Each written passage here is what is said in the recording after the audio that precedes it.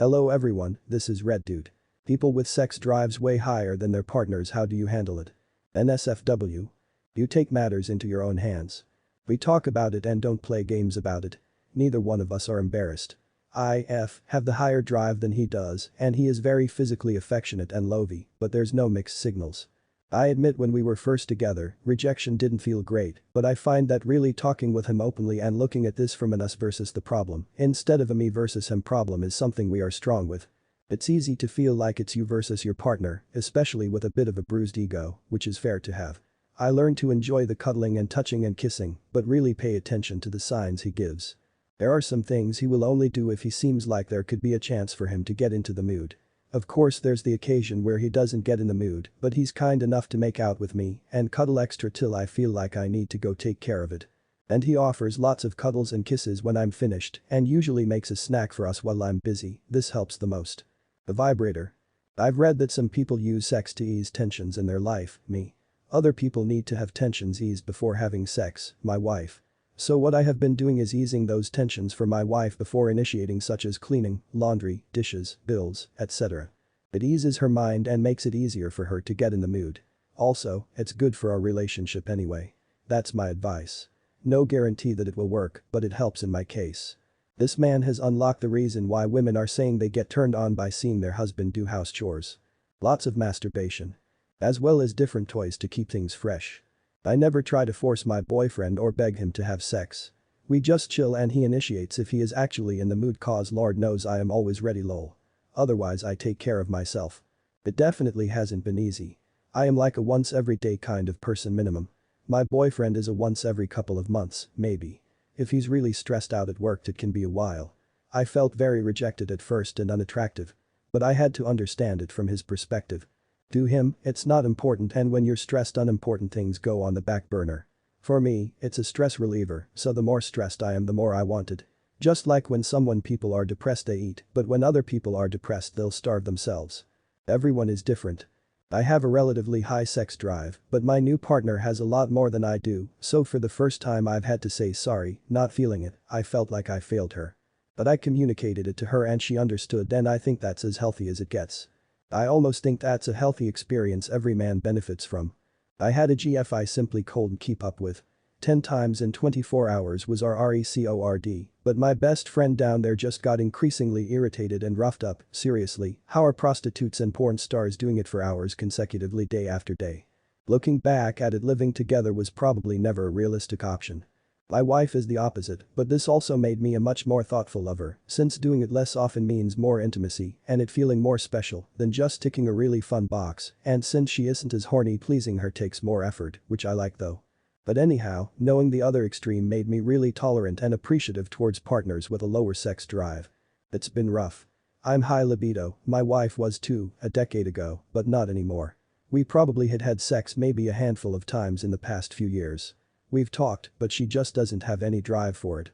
The number of people here describing their spouse as much lower sex drive but gets upset when I masturbate blows my mind.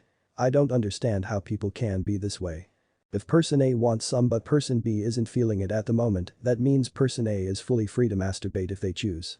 Person B had the option but wasn't interested, they chose to forego participation. That's fine, but that doesn't mean person A can't still satisfy their need. Nothing gets taken away from person B, they're not being left out, they opted out. I just can't imagine getting upset at my spouse for masturbating if I literally just chose to turn her down on sex. It just seems mind-bogglingly selfish to say I don't care if you want it, I don't want it right now, so you can't have it either. Right? I'm the low libido partner and I would never dream of keeping my spouse from taking care of himself. Actually, at one point in our relationship he wouldn't do it himself and we had a talk about it and I was like, dude, just jerk it. Nowadays when I'm not in the mood he does it right next to me in bed and asks if I mind if he looks at me, touches my ass, etc. He gets his without having to hide, feel ashamed. I enjoy being involved in his fantasies even when I'm not feeling like being an active part of it that day, and sometimes it even puts me in the mood and I decide to help. Even aside from the dumb control play, not letting your partner have orgasms because reasons. Not letting your partner masturbate is not good even for the LL partner. When you have a much lower libido, you feel a constant pressure to have sex at least semi-frequently in order to keep your partner happy, which in turn can make it harder to get in the mood. It's a vicious cycle. When you insist on being the one doing all of it for them, you're putting even more pressure on yourself, making sex feel like a chore and reducing your own libido even further. Unless you don't care at all, I guess, then you don't feel any pressure to keep your partner happy. Welp. A lot of masturbating lol, but in all reality I found a lot of different ways other than sex to get intimate with my SO, which is quite challenging, frustrating at first, but also pleasing once you're able to overcome the frustration of them not wanting sex every day. Took me a long time to get over it. Patience is how to handle it. I'm still working on trying to find different ways to be intimate other than sex that my husband is actually receptive to. My love language is physical touch and he struggles to love me that way, not talking about sex, just any physical touch, and it's hard for me. I've always had a higher drive than him, but I crave sex for more than just the sex. It's the connection and intimacy I want, and it seems like we can't find a balance because I can't seem to find non-sex intimacy activities that he's okay with either. I'm just so tired. Been with the same woman for 18 years. We got together when I was 17 and she was 19. I was a walking hard-on and chased her around for years. We'd have sex often, but I was a young man and parchy crabbit and couldn't get enough. When it was like that I'd get frustrated. Sometimes, unfortunately, I could be a real dick about it. After a couple of years I learned to just take care of it myself if I had to.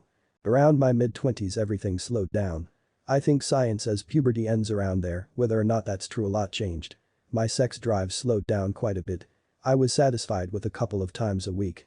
Also, my metabolism slowed down, which may or may not matter. Either way, our sex drives lined up perfectly.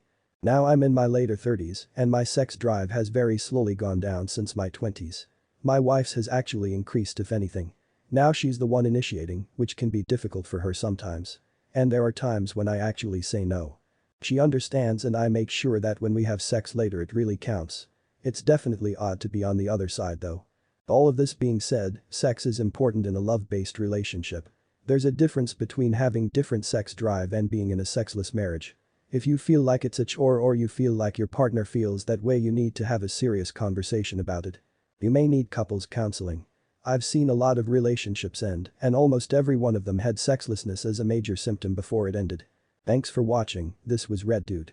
If you enjoyed the content, make sure to check out my other content.